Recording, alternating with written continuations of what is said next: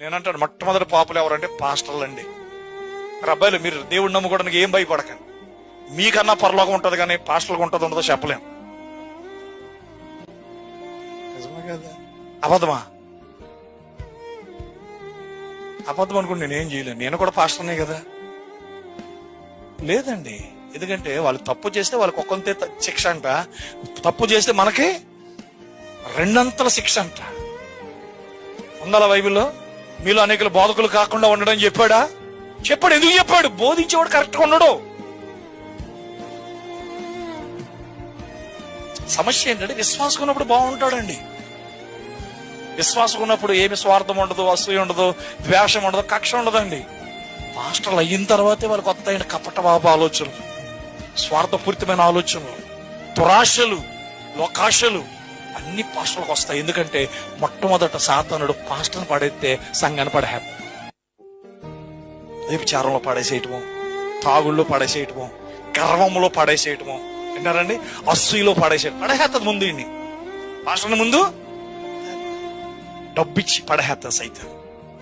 ఇంక ఈ డబ్బే చూస్తాడు తప్ప నేను బోధకుడిని, నేను పాస్టర్, నేను ఇలా డబ్బు కమ్ముడిపోకూడదు, డబ్బు నాకు ముఖ్యం కాదు, నాకు దేవుని రాజ్యం ముఖ్యం అని చెప్తాడండి. డబ్బు నాకు వద్దు అంటాడా? బిలాం అన్నాడా అండి? దేవుడు మాట్లాడుతున్నాడు కదా బిలాం తోటి. గాడిద చేత కూడా మాట్లాడిచ్చాడు ఆయన. డబ్బు కమ్ముడైపోయిన వాళ్ళు, డబ్బు కక్కుర్తి పడే వాళ్ళు గాడిది కాదు కదా, కుక్క చేత మాట్లాడిచ్చి నేను ఇంకా డబ్బు అలాంటిది. నేను అందుకే నేను చెప్పాను, నాకు సంస్థ కాదండి, ఎవడు రూపాయి జీతం ఇవ్వడండి.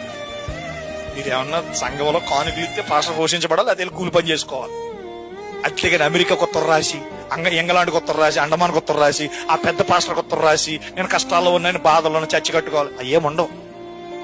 ఎందుకంటే ఈరోజు చాలా మంది చర్చలు అయితే కడుతున్నారు కానీ సంఘాన్ని కట్టగలుగుతున్నారా? ఒక జీవితాన్ని కట్టగలుగుతున్నారా? ఒక వ్యక్తి యొక్క జీవితాన్ని నిలబెట్టగలుగుతున్నారా? లేదండి.